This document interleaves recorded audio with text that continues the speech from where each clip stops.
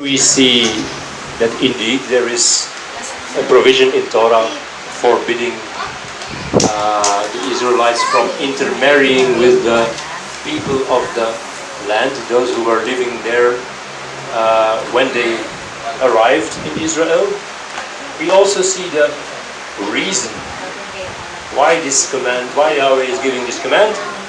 For he turns your sons away from following me and to serve other mighty ones. Then the displeasure of Yahweh shall burn against you and promptly destroy you.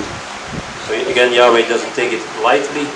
He will promptly, quickly destroy them if they do such things, intermarrying with the people of the land. So the problem is that these people are serving other mighty ones.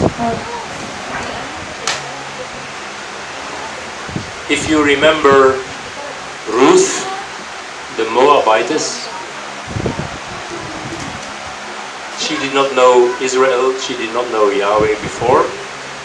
She was really a Moabitess, not simply someone, an Israelite woman living in Moab. No. She was a Moabitess.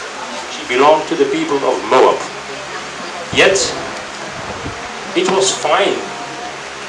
It was just fine for Boaz to marry Ruth. Why? How can that be? Well, she said, your Elohim will be my Elohim, referring to Yahweh. Your people will be my people. Where you are buried, I will be buried. So she confessed loyalty to Yahweh. Then there is no problem. The problem is the serving of other false Elohim. That's the problem. That's the reason for this command.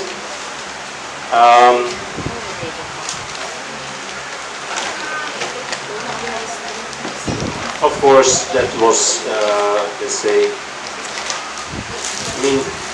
pagan nations, they tend to be very loyal to their false Elohim. Extremely rare that they exchange their false Elohim for another one.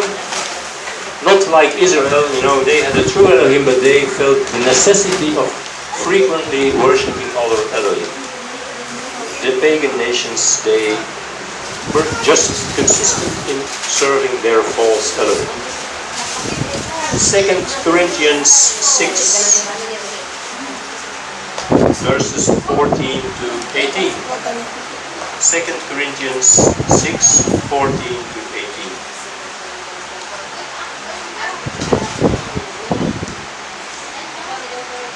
The temple of the living Elohim. Do not become unwillingly yoked with unbelievers. For what partnerships have righteousness and lawlessness? And what fellowship has light with darkness? And what agreement has Messiah with Belial? And or what part does a believer have with an unbeliever? And what union has the dwelling place of Elohim with idols? For you are a dwelling place of the living Elohim. As living Elohim has said, I shall dwell in them and walk among them, and I shall be their Elohim, and they shall be my people. Therefore, come out from among them and be separate, says Yahweh, and do not touch what is unclean, and I shall receive you. And I shall be a father to you, and you shall be sons and daughters to me, says Yahweh the Elohim. Do not become unevenly yoked with unbelievers. The Hebrew root Bible says something like, don't intermarry with unbelievers. Do not unite in marriage with unbelievers, it says. Now, unevenly yoked can indeed refer to marriage, and does indeed refer to marriage. But unevenly yoked refers also to other relations. I would say, for instance, if if you set up a business, you, a believer, you want to set up a business with an unbeliever, I'm afraid you are also being unequally yoked. Or at least you should agree, no business on Sabbath, no business on the holy days, absolute honesty in business. You know, if you want to set up a business with an unbeliever, very hard. No, it's very hard. I would say, don't do it. Don't do it. Yeah, we will not bless such a business. But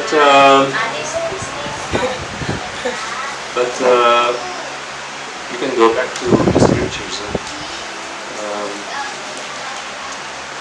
Verse 14 to 18.